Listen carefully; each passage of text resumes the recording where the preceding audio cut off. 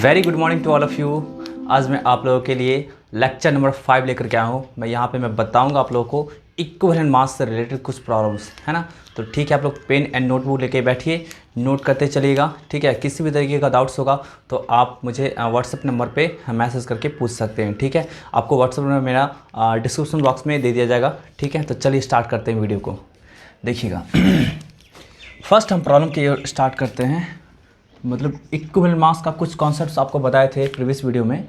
काफ़ी छोटा कॉन्सेप्ट बताए थे, मतलब उसमें बहुत कुछ पढ़ना है, बट यहाँ पे मैं सब कुछ नहीं बता सकता क्योंकि उसके लिए रेडॉक्स रिएक्शन का ज़रूरत पड़ता है ना। मतलब रेडॉक्स रिएक्शन आपको जानना ज़रूरी है, फिर ऑक्सीडेशन नंबर ये आपका जानना ज़रूरी है। तो इसके जानने के बिना आप इक्विवेलेंट मास निकालना थोड़ा सा डिफिकल्ट हो जाता है। ठीक है, तो वैसे इक्विवेलेंट मास का आपका जो है ना, इक्विवेलेंट मास का आपका टॉपिक एक लंबा सा टॉपिक आपको चलेगा रेडॉक्स रिएक्शन में। उसका मैं 5 वीडियो ऑलरेडी मैं डाल चुका हूँ। ठीक है ना, उसके बाद का वीडियो मैं उसमें डालूंगा तो वहाँ पे मैं बता दूंगा आपको कि इक्विवेलेंट मास कैसे कैलकुलेट किया जाता है। ठीक है, तो चलिए स्टार्ट करते हैं फर्स्ट क्वेश्चन से। और फर्स्ट क्वेश्चन आपका है, मैं एक सेकेंड बुक से देख करके बताता हूँ। फर्स्ट क्वेश्चन आपका है ए मेटल एम, लिखते चलिएगा आप लोग, a metal M of equivalent mass E forms an oxide of molecular formula MXOY. A metal M of equivalent mass E forms an oxide of molecular formula MXOY। ठीक है, फिर बोला जरा आपका the atomic mass of the metal is given by the correct relation. The atomic mass of the given element is. ठीक है, ये question बोला जा रहा है। देखिए, एक आपका मेटल एम है ना, मेटल एम है। ठीक है, और उसका आपका इक्विवेलेंट मास आपका ई दे रहा है। ठीक है, और उसका मॉलिक्यूलर फार्मूला इस फॉर्म में दे रहा है आपका जी MXOY। तो बोला जा रहा है इसका एटॉमिक मास निकालने के लिए, इस मेटल M का एटॉमिक मास निकालने के लिए। तो देखिए काफ़ी आसान है इसको निकालना। देखिए ध्यान से देखिएगा, आपका सबसे पहले तुम लोग क्या करते हैं ना, equivalent mass of metal M is equal to क्या है आपका, ई दे रखा है। ठीक है, इसको लिख दिए। अब चलिए हम लोग क्या करते हैं, एटॉमिक मास बोला जा रहा है निकालने के लिए ना, तो लेट कर लेते हैं ना, atomic mass of metal M is equal to small m। Small m से क्या किए, एटॉमिक मास को हम लोग ये रिप्रेजेंट कर रहे हैं। ठीक है, तो अब देखिए हम लोग क्या करेंगे, चलेंगे हम लोग फॉर्मूला से। यहाँ पे क्या बना रहा है आपका जी, ऑक्साइड बना रहा है ना, तो ऑक्साइड बना रहा था। ऑक्साइड फॉर्मेशन के लिए आपको बताए थे कि equivalent mass of element equal to mass of element divided by mass of oxygen into 8। ठीक है, ऐसा ही कुछ बताए थे। यहाँ से देखिएगा, आपका equivalent mass of element is equal to क्या आपका होगा, mass of element divided by mass of oxygen और इनटू 8, ऐसा कुछ होगा आपका, है ना। कोई दिक्कत है? तो देखिए इसको हम लोग किस चीज़ से रिप्रेजेंट करते हैं जी, हम लोग इक्वल मास को दिया आपका पहले से ई, तो आपका क्या होगा ई। ठीक है, मास ऑफ एलिमेंट, ये कैसे निकालेंगे मास ऑफ एलिमेंट, समझिए एक एटम का है ना, एटॉमिक मास आपका क्या है, एम का क्या है आपका एम, है ना। इस फॉर्मूला में देखिए, ध्यान से देखिए, आपका इस फॉर्मूला में देखिए MXOY है ना, इस फॉर्मूला में देखिए M का नंबर कितना है, अरे M का नंबर कितना है, X नंबर है, और ऑक्सीजन का नंबर कितना है आपका जी, Y है। तो यहाँ पे लिखेंगे ना आप, एक एटम का मास होता है स्मॉल m, तो X नंबर ऑफ एटम्स का मास कितना होगा, तो X इंटू M। ठीक है ना, फिर देखिए एक एटम, ऑक्सीजन के एक एटम का मास कितना होता है, 16 होता है। ठीक है, 16, और इसका नंबर कितना दिया आपका, Y दिया हुआ है ना आपका, तो Y। ठीक है, और इंटू 8। ये बात आपको नहीं समझ आया ना, और समझिए इस चीज़ का, इस तरह का चीज़ समझिए। जैसे Al2O3 रहता है दिया हुआ, तो यहाँ पे क्या होगा, इसका जो टोटल मास ऑफ एल्यूमिनियम कितना आपका हो जाएगा, एक एल्यूमिनियम का मास होता है 27, और यहाँ पे एल्यूमिनियम का नंबर कितना है जी आपका 2 है ना, तो 2 इंटू 27 करेंगे मीन्स 54, तो 54 आपका क्या होगा, यहाँ पे एल्यूमिनियम का मास होगा। यहाँ पे क्या है आपका O3 है ना, मीन्स ऑक्सीजन का आपका कितना मास होता है, एक ऑक्सीजन का 16, और 3 ऑक्सीजन का कितना आपका होगा 48। यही चीज़ तो आपका है MXOY, वही आपका 2 के प्लेस पे एक्स दिया हुआ है आपका और 3 के प्लेस पर वाई दिया हुआ है, और ये एम कोई और मेटल होगा, ठीक है। कोई दिक्कत है यहाँ से? तो अब देखिए आपको क्या निकालना था जी, एम निकालना है ना, आपको क्या निकालना है, एम निकालना है। तो ये देखिए तब का ये 8 से 2 टाइम्स में कैंसिल हो जाएगा। आपको चाहिए एम, आपको क्वेश्चन में क्या क्या गिवन था जी आपका, तो क्वेश्चन में गिवन था ई के बारे में, एक्स के बारे में, वाई के बारे में, है ना। तो आपको बस निकल गया ना। तो एम इक्वल टू, देखिए वाई को इधर मल्टीप्लाई करेंगे, मतलब 2y को इधर मल्टीप्लाई करेंगे और x को नीचे ले आएंगे, तो कितना होगा 2y e divided by x। यही आपका क्या हुआ, एटॉमिक मास निकल करके आ गया। यही आपका आंसर हो गया, ठीक है। इसको जल्दी से नोट करिए, हम लोग नेक्स्ट क्वेश्चन की ओर मूव करते हैं। जल्दी से स्क्रीनशॉट ले लीजिए आप लोग, ठीक है, ले चुके होंगे। चलिए फर्स्ट क्वेश्चन आपका हो गया।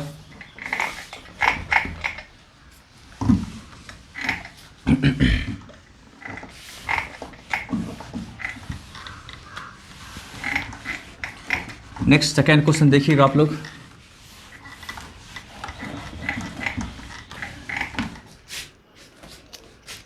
सेकेंड क्वेश्चन में बोला जा रहा है the percentage of an element m is 53 in its oxide of molecular formula M2O3 its atomic mass is about. देखिए if percentage of element is 53 in its oxide of molecular formula M2O3 then its atomic mass is। देखिए एक आपका compound दे रखा है जब का M2O3 है ना, M2O3 कंपाउंड दे रखा है और इसमें बोला जा रहा है कि आपका परसेंटेज जो है ना 53 है ना। एक एलिमेंट M है, अरे M कोई अननोन एलिमेंट है, ठीक है ना, उसका परसेंटेज आपका क्या दे रखा है आपका जी 53। तो बोला जा रहा है यहाँ से जब का कि इसका एटॉमिक मास कैलकुलेट करने के लिए, M का एटॉमिक मास कैलकुलेट करने के लिए, ठीक है ना। तो चलिए सबसे पहले क्या करते हैं जब का, देखिए यहाँ पे लेट कर लीजिए, लेट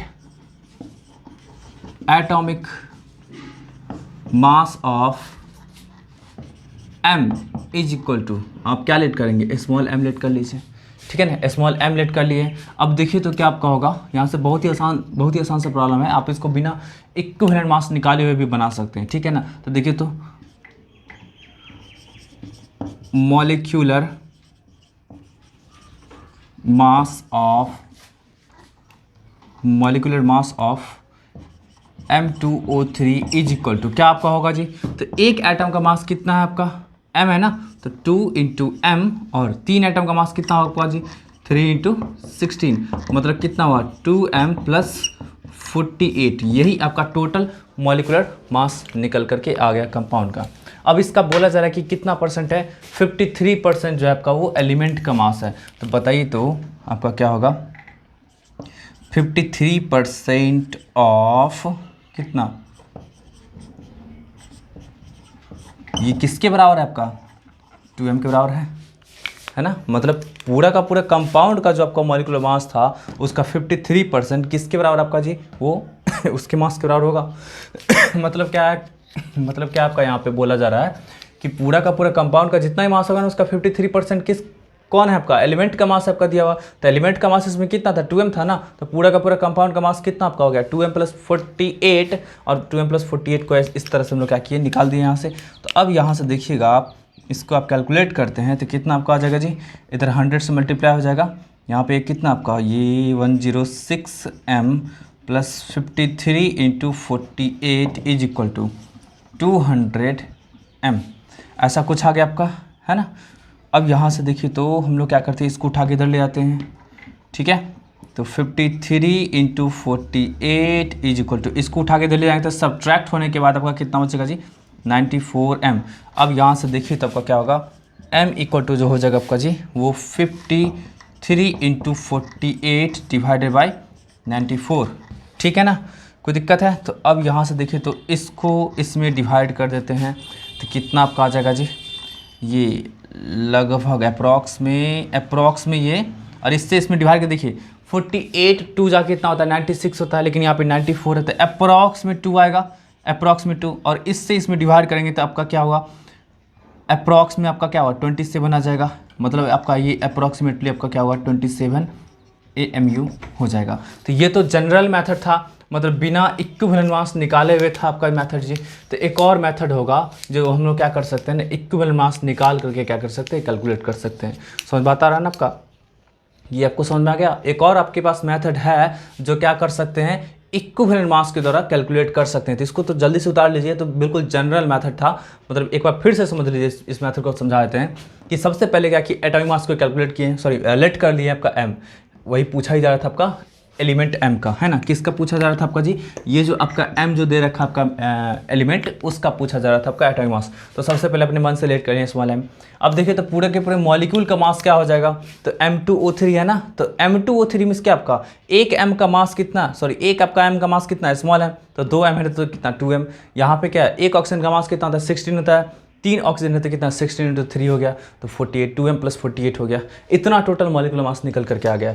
अब बोला जा रहा है कि इस पूरे कंपाउंड में जो है ना, पूरे कंपाउंड में 53% मास जो है ना, वो आपका क्या एलिमेंट m का है ना। तो पूरे कंपाउंड का जो मॉलिक्यूलर मास निकाले थे उसका 53% मास निकालेंगे तो किसके बराबर आपका आ जाएगा जी 2m, क्योंकि पूरे मॉलिक्यूलर मास में 2m ही तो है आपका है कैपिटल M का मास। तो यहाँ से देखिए आपका इस तरह का निकल के आया, यहाँ पे फिर कैलकुलेट किए तो आपको लगभग 27 AMU आ गया। तो इसमें कहीं से भी कोई भी आपका वो इक्विवेलेंट मास का कॉन्सेप्ट यूज नहीं हुआ है, बट अब हम लोग क्या करेंगे, इक्विवेलेंट मास का कॉन्सेप्ट का यूज करके और तब बनाएंगे। देखिए कैसे बनेगा, आप लोग इसको नोट कर लीजिएगा जल्दी से।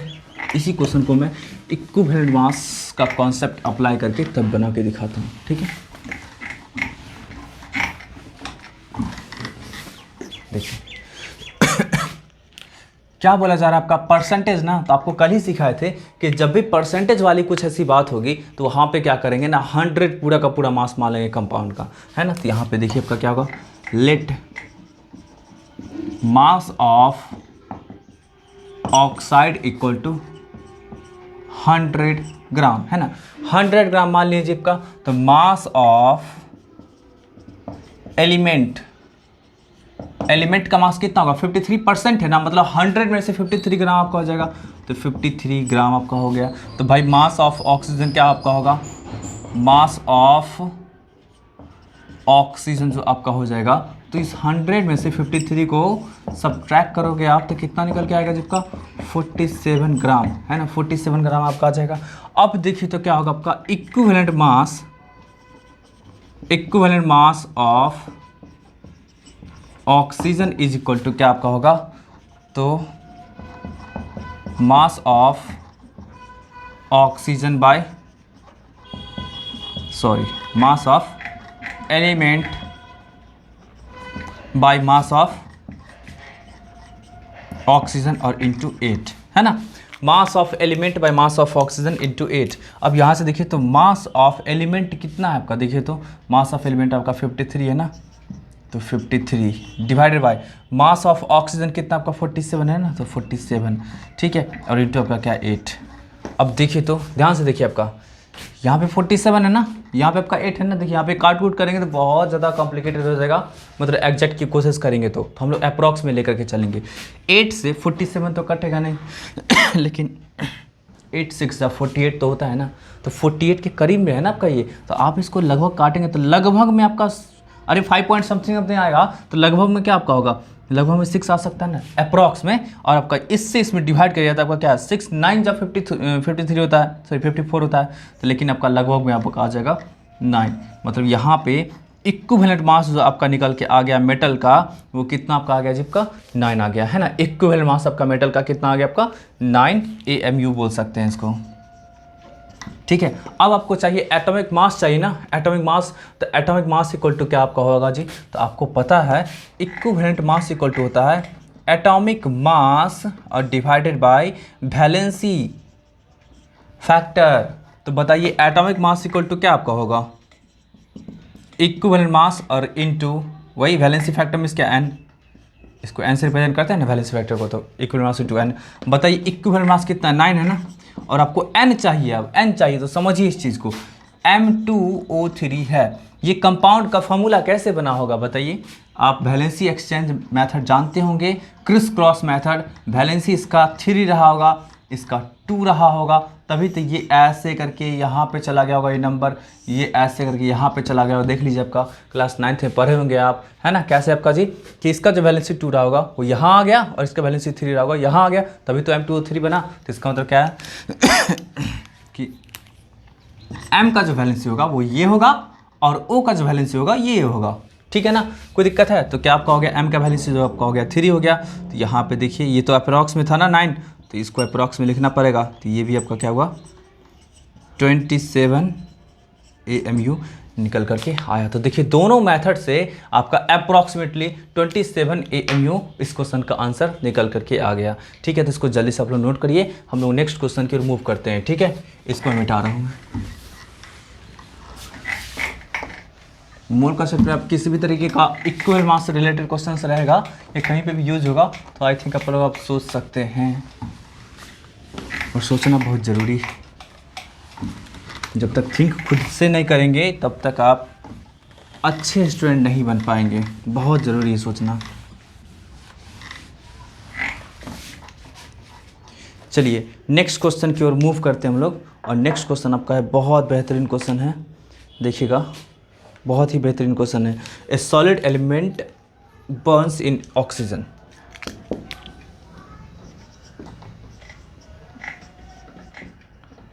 A solid element burns in oxygen without any change in volume. Without any change in volume of gas, without any change in volume of gas under similar conditions of temperature and pressure, under similar conditions of temperature and pressure, ठीक है। फिर बोला जा रहा है आपका जी if the vapor density of pure gaseous product is, if the vapor density of pure gas is 32, ठीक है ना, then equivalent mass of the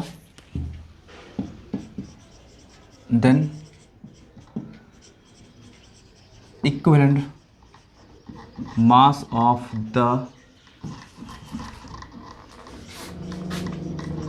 element is, यही क्वेश्चन बोला जाए आपका equivalent mass of the element is. चलिए देखिए बहुत ही आसान सा क्वेश्चन है, लेकिन ये आपको ऐसा लैंग्वेज में दिया हुआ है जिसको आप देख करके एकदम 100% कॉन्फिडेंस है मुझे कि सब लोग डिप्रेशन में आ गए होंगे कि सर ये क्या है, सर कैसे बनेगा, कुछ तो समझ में आ ही नहीं रहा है। तो पहले ध्यान से पढ़िए क्वेश्चन को, पहले ध्यान से पढ़िए। आप अब तक जितने भी कॉन्सेप्ट्स पढ़े हैं सबका हो सकता है लिंकिंग हो यहाँ पे, है ना, ध्यान से पढ़िए, ठीक है। तो देखिए क्या बोला जा रहा है, एक सॉलिड एलिमेंट है, तो आप अपने मन से क्या करिए, एक सॉलिड एलिमेंट मान लीजिए, सॉलिड एलिमेंट की बात की जा रही है ना, तो उसको M मान लेते हैं, और किस फॉर्म में है, सॉलिड फॉर्म में है, ठीक है, कोई दिक्कत है। अब देखिए क्या बोला जा रहा है, बर्न्स इन ऑक्सीजन, ऑक्सीजन के प्रेजेंस में बर्न होता है, और ऑक्सीजन क्या होता है, गैसेस फॉर्म में होता है ना, Burns in oxygen without any change in volume of gas. अब देखिए ऑक्सीजन गैस था, अब वो आपका क्या हुआ, ये सॉलिड था, इसको जलाया, है ना, इसको क्या हुआ आपका जलाया, तो M जो हुआ आपका वो इसके साथ कंबाइन किया, ये गैस था, इसको बर्न किया, और बर्न्स इन ऑक्सीजन विदाउट, ठीक है, और जो भी कंपाउंड बना है ना वो बिल्कुल आपका क्या गैसेस फॉर्म का ही बना है, ठीक है, गैसेस फॉर्म का ही बना है। यहाँ पे बोला जा रहा है without change in volume of the gas, oxygen जैसे ही इससे कंबाइन करेगा तो जलेगा, तो जलने के बाद जो है ना आपका वो भी गैस में ही बनेगा। और ध्यान रखिए कि इसका जितना वॉल्यूम रहा होगा भी उतना ही वॉल्यूम इसका रहा होगा, क्योंकि बोला जा रहा है without change in volume of the gas, gases form में तो यही था, है ना। अब जो प्रोडक्ट जो बना होगा वो भी गैसेस फॉर्म में ही होगा, अब वॉल्यूम आपका क्या होगा, सेम होगा, कोई वॉल्यूम में चेंजिंग नहीं हुआ होगा under the similar conditions of temperature and pressure. तो ये under the similar conditions of temperature and pressure, ये तो सेम लाइन आपका आ गया कहाँ से जी, एवोगाड्रो हाइपोथेसिस से, ठीक है, एवोगाड्रो हाइपोथेसिस से। आप समझिए आपका आ गया, इसको ध्यान में रखिएगा आप। Under the similar conditions of temperature and pressure, इसको ध्यान में रखिएगा आप, ठीक है, इसका हम यूज करेंगे। If vapour density of pure gas is 32, है ना, वेपर डेंसिटी जो होगा ना आपका गैस का जो होगा, ये जो आपका गैस जो भी बना होगा, इसका वेपर डेंसिटी आपका दे रहा है 32, ठीक है ना, than equal mass of the element is चलिए इसका जो वेपर डेंसिटी दे रहा है आपका, वेपर डेंसिटी वो क्या दे रहा है आपका जी, 32 दे रहा है ना आपका, 32 वेपर डेंसिटी दे रहा है। अब समझिए इस चीज़ को, इसका वॉल्यूम भी है, इसका वॉल्यूम भी है। आपको बताए थे एवोगाड्रो हाइपोथेसिस में कि जब वॉल्यूम सेम रहेगा और जब टेम्परेचर प्रेशर सेम रहेगा तो नंबर ऑफ मॉलिक्यूल्स भी सेम होता है। मतलब कहने का सेंस आपका होगा कि जितना मॉलिक्यूल यहाँ पे होगा जी आपका नंबर ऑफ O2, तो यहाँ भी आपका इसमें भी आपका क्या होगा, उतना ही नंबर ऑफ O2 रहेगा, नंबर ऑफ O2। मतलब जितना ऑक्सीजन इधर है उतना ही ऑक्सीजन इधर है। मतलब जितना भी आप ऑक्सीजन का इस्तेमाल किए थे सब का सब इससे कंबाइन कर चुका होगा। बात एकदम समझ आ रही है ना, जितना भी आप ऑक्सीजन का इधर इस्तेमाल किए होंगे सब का था, है ना। इस तरह का कुछ आपका आपके सामने में सिचुएशन खड़ा है आपका। तो यहाँ पे देख लीजिए आपका सॉलिड एलिमेंट है M, है ना, वो आपका क्या है, ऑक्सीजन से कंबाइन करके इस तरह कंपाउंड बना है। इसका वेपर डेंसिटी आपका 32 दिया हुआ आपका, है ना। यहाँ पे आपको बताएं कि नंबर ऑफ मॉलिक्यूल्स इधर जितना होगा उतना ही आपका क्या होगा, इधर होगा। अब चलिए यहाँ पे क्या करेंगे, कुछ रिलेट करेंगे हम लोग, समझिए इस चीज़ को। यहाँ पे करेंगे कुछ रिलेट, तो देखिए तो कम से कम, है ना, ऐसा मानते हैं ना कि देखिए ऑक्सीजन कंबाइन किया है, अब ये मॉलिक्यूल हमारा किस तरह का होगा, क्या होगा, मतलब एक्स का वैल्यू क्या होगा, वाई का वैल्यू क्या होगा, इसके बारे में कोई आइडिया नहीं है। इसलिए क्या कर दिए ना आपका MXOY लिख दिया आपका। तो लेकिन देखिए आपका एक चीज़ समझिए इस चीज़ को कि एटलीस्ट वन मॉलिक्यूल तो यहाँ पे होगा ही ना ऑक्सीजन का। अरे मान लेते हैं कि वन मॉलिक्यूल आपका क्या होगा, ऑक्सीजन का यहाँ पे होगा ही। अरे मान लीजिए इधर आपका वन मॉलिक्यूल कंबाइन किया तो लगभग आपका क्या होगा, वन मॉलिक्यूल तो होगा ही कम से कम। वैसे भी जितना मॉलिक्यूल्स इधर से कंबाइन करेगा उतना ही मॉलिक्यूल इधर इसमें रहेगा, क्योंकि सारा का सारा ऑक्सीजन आपका कंबाइन कर रहा है, तभी तो वॉल्यूम आपका इक्वल है ना आपका जी, है ना। तभी तो वॉल्यूम इक्वल है, क्योंकि टेम्परेचर और प्रेशर सेम है, टेम्परेचर प्रेशर सेम है ना, और वॉल्यूम भी सेम है, तो पक्का नंबर ऑफ मॉलिक्यूल्स जो आपका होगा ऑक्सीजन का उतना ही आपका होगा जितना इधर होगा, ठीक है। समझिए इस चीज़ को। तो बस हम लोग करते हैं क्या कि कम से कम एक मॉलिक्यूल ले लेते हैं ऑक्सीजन का, है ना, एक मॉलिक्यूल ले लेते हैं ऑक्सीजन का, तो उसके लिए आपका M का कितना मास वगैरह कंबाइन करेगा उसको भी एज्यूम कर लेते हैं और फिर वहाँ से कैलकुलेट हो जाएगा। तो लेट कर लेते हैं, लेट इसको थोड़ा सा घेर देते हैं। Let 1 mole of oxygen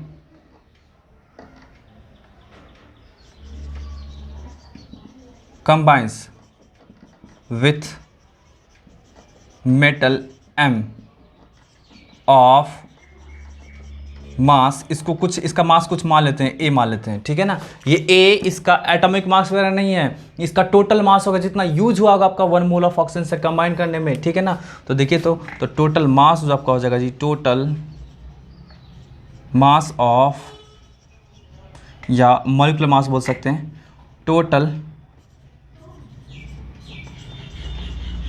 molecular mass of compound is equal to कितना होगा, तो A आपका हो गया इसका मास, ये A जो आपका होगा एटॉमिक मास नहीं, ये टोटल मास होगा। जैसे मान लीजिए आपका MX है ना, तो इसका एटॉमिक मास कुछ रहा होगा, उसको X से मल्टीप्लाई करने के बाद जो आपका वैल्यू आएगा ना वही आपका A है, ठीक है ना। और आपका क्या है, हम लोग ऐसा लिए कि आपका 1 मोल कम से कम आपका क्या ऑक्सीजन का कंबाइन कर रहा है, तो ऑक्सीजन के 1 मोल का मास कितना होगा जी आपका O2 का, एक का 16, तो दूसरे का कितना आपका जी, टोटल कितना आपका 32, ठीक है। ये आपका मॉलिक्यूलर मास निकल गया।